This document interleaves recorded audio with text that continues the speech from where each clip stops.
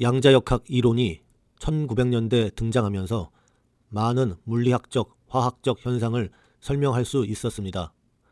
오늘 소개할 내용은 양자역학적으로 유도되는 한 결과를 이용해서 컨주게이션 염료의 흡수 스펙트럼 파장을 예측하는 것입니다. 여기 전자가 있다고 가정해 보겠습니다. 전자는 어떤 속력으로든지 움직일 수 있습니다. 1m/s, 2m/s, 3m/s의 속력으로 움직일 수도 있고 0.1m/s, 0.2m/s, 0.3m/s의 속력으로 움직일 수도 있습니다. 또는 그보다 더 적은 0.01m/s, 0.02m/s, 0.03m/s의 속력으로도 움직일 수도 있습니다. 전자가 움직이는 속력에는 어떤 제한도 있을 수가 없습니다. 운동에너지는 이렇게 구해지므로 어떤 속도로든 움직일 수 있는 전자는 어떤 운동에너지도 가질 수 있습니다. 이렇게 0줄, 1줄, 2줄 등의 에너지를 가질 수 있고 또 0줄과 1줄 사이에 있는 0.0줄, 0.1줄, 0.2줄 등의 에너지도 가질 수 있습니다. 그리고 0.0줄과 0.1줄 사이에 있는 어떤 에너지 또한 가질 수 있습니다.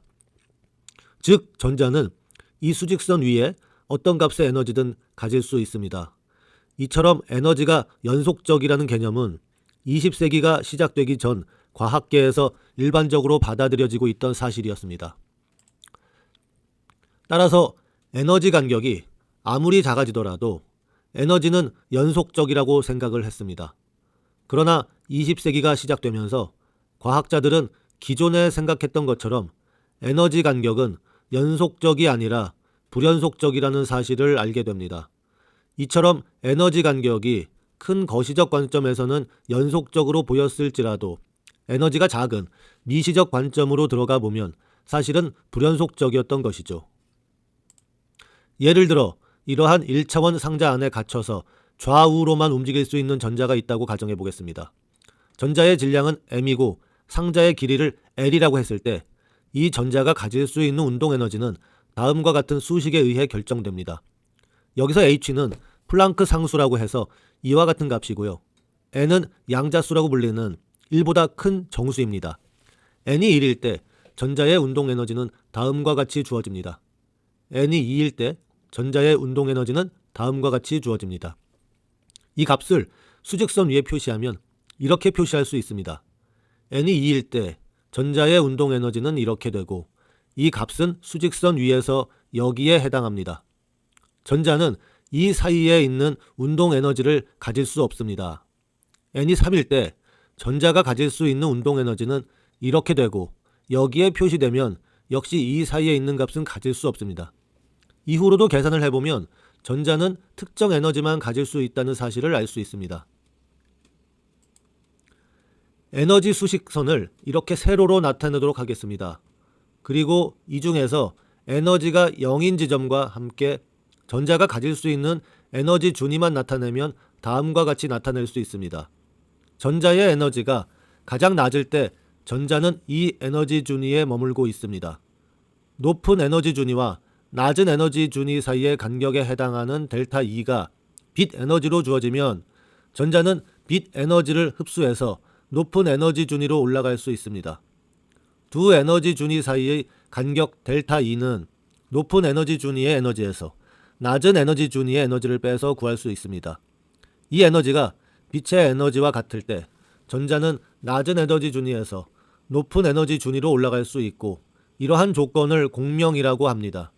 실제로 측정을 해보면 에너지 간격에 해당하는 파장의 빛만 가장 세게 흡수하는 것을 확인할 수 있습니다.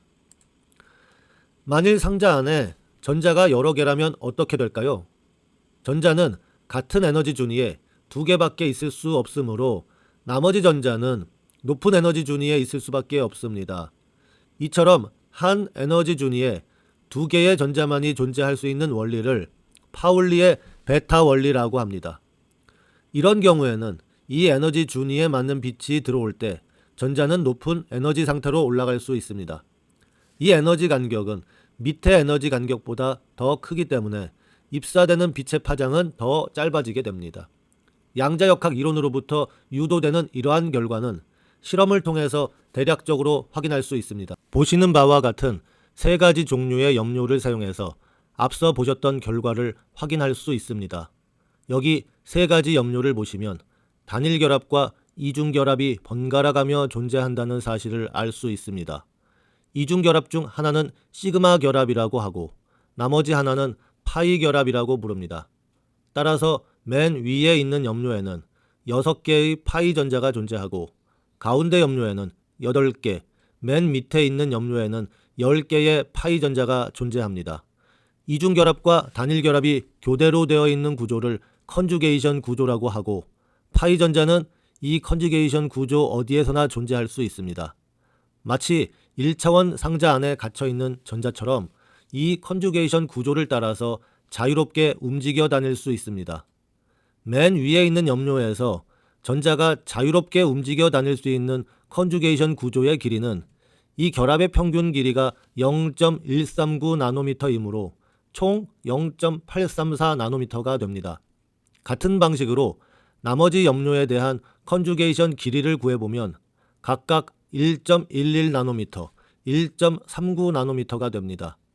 맨 위에 있는 염료에는 6개의 파이 전자가 있기 때문에 보시는 바와 같이 8ml 제곱분의 9H 제곱 에너지 준위까지 파이 전자가 채워질 수 있고 두 번째 염료의 경우에는 8개의 파이 전자를 가지고 있기 때문에 8ml 제곱분의 16H 제곱 에너지 준위까지 전자가 채워질 수 있습니다. 또 같은 방식으로 마지막 염료는 파이 전자가 10개이므로 8ml 제곱분의 25H 제곱까지 전자가 채워질 수 있습니다. 맨 위에 있는 염료의 경우 전자가 여기까지 채워져 있으므로 이 에너지 준위와 이 에너지 준위의 차이만큼에 해당하는 빛 에너지가 가해진다면 전자는 여기서 여기로 전이될 수 있습니다. 이 두 에너지 준위 사이의 에너지 간격은 다음과 같이 구할 수 있습니다. 전자가 돌아다닐 수 있는 컨주게이션 길이가 0.834 나노미터이므로 이 값을 여기에 대입하고 나머지 상수를 대입해서 에너지 간격을 구해보면 다음과 같은 가정을 거쳐서 6.063 곱하기 10의 마이너스 19승 줄의 에너지가 나오게 됩니다. 쬐어주는 빛의 에너지가 이만큼이 될 때 전자는 그 빛을 흡수해서 전이를 할 수 있습니다.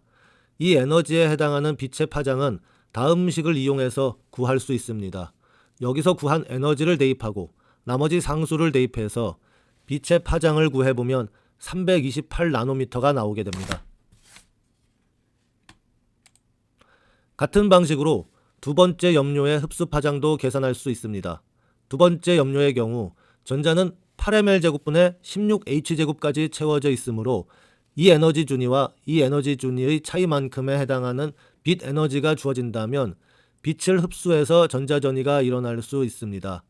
이 두 에너지 준위 사이의 간격은 다음과 같이 구할 수 있고 그 에너지 간격은 3.41 곱하기 10의 마이너스 19승 줄로 얻어집니다. 이 에너지에 해당하는 빛의 파장을 구해보면 583 나노미터가 얻어집니다. 같은 방식으로 세 번째 염료의 흡수 파장을 계산해보면 912 나노미터가 얻어집니다. 위에서 구한 세 염료의 흡수 스펙트럼 파장을 비교해보면 다음과 같습니다. 첫 번째 염료는 328 나노미터, 두 번째 염료는 583 나노미터, 세 번째 염료는 912 나노미터로 파이 전자의 개수가 늘어날수록 컨주게이션 길이가 늘어날수록 흡수 스펙트럼의 파장은 점점 길어지는 것을 알 수 있습니다. 이러한 경향성은 실험 결과에서도 잘 나타납니다. 이 스펙트럼은 실제로 세 염료에 대한 흡수 스펙트럼입니다. 우리가 예상한 대로 파이 전자의 개수가 제일 적고 컨주게이션 길이가 제일 짧은 염료의 경우 가장 짧은 파장에서 흡수가 일어나고 파이 전자의 개수가 늘어나면서 컨주게이션 길이가 점점 길어질수록 흡수 파장 역시 점점 길어짐을 확인할 수 있습니다. 실험으로 얻은 각 염료의 흡수 파장은 우리가 위에서 계산한 파장과 약간 다르다는 것을 확인할 수 있습니다. 실험으로 얻은 각 염료의 파장은 524나노미터, 656나노미터, 710나노미터로서 양자역학 이론을 통해 얻은 값보다 약간 크거나 같습니다. 이는 컨주게이션 길이의 차이에서 오는 오차로 실제 분자의 컨주게이션 길이는 우리가 사용한 컨주게이션 길이보다는 약간 크거나 짧습니다. 이러한 이유로 우리가 계산한 값과 실제 실험 결과와는 약간의 차이가 있지만 그 경향성은 잘 일치함을 볼 수 있습니다. 게다가 우리가 위에서 흡수 스펙트럼의 파장을 계산할 때 여러 개의 전자가 있음에도 불구하고 전자 간의 상호작용은 고려하지 않았습니다. 이러한 모든 것이 고려된다면 실험 결과와 좀 더 잘 맞는 이론 결과를 얻을 수 있습니다.